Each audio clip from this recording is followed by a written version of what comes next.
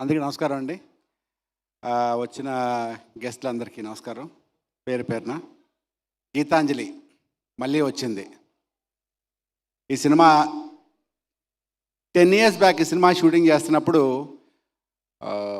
వేణు అని ఒక assistant director మా లొకేషన్కి వచ్చేవాడు రోజు లంచ్కి. కరెక్ట్గా 10 years బ్యాక్. ఆయన ఇప్పుడు కరెక్ట్ చేస్తే వశిష్ఠ అని పెద్ద డైరెక్టర్ అయిపోయాడు. ఆయన కరెక్ట్గా 10 years. వశిష్ఠ అని ఇప్పుడు డైరెక్టర్ ఆయన ఆ లొకేషన్కి వచ్చారు, ఇప్పుడు ఇంత పెద్ద డైరెక్టర్ అయ్యారు. అలాగే సిద్ధు గారు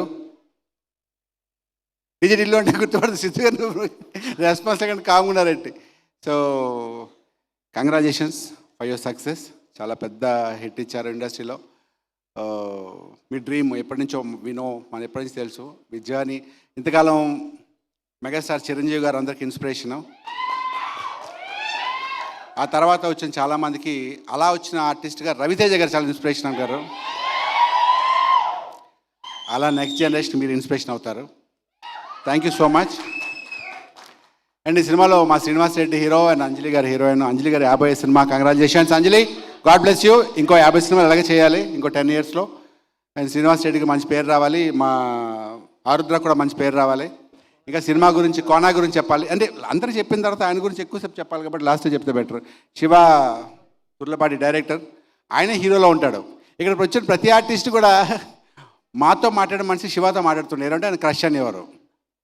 అక్కడ వెనకాల ఉంది కదా అమ్మాయి, తను కూడా పవిత్ర కూడా డైరెక్టర్ అని క్రష్ అంట. లొకేషన్లో లేడీ ఆర్టిస్టులు అంటే అనుకోవచ్చు, ఇంటర్వ్యూలకు వచ్చిన యాంకర్లు కూడా అడుగుతుంటాయి ఆయన గురించి.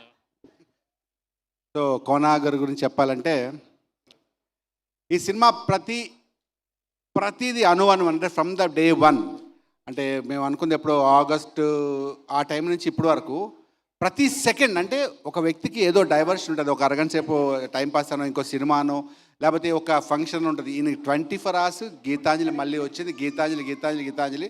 శ్రీను ఎక్కడా, రాజేష్ ఎక్కడా, శంకర్ ఎక్కడా, అంజలి ఎక్కడా అంటూ 24 hours పాపం అని అంత కష్టపడి చేస్తుంది. దాని రిజల్టే ఈ సినిమా.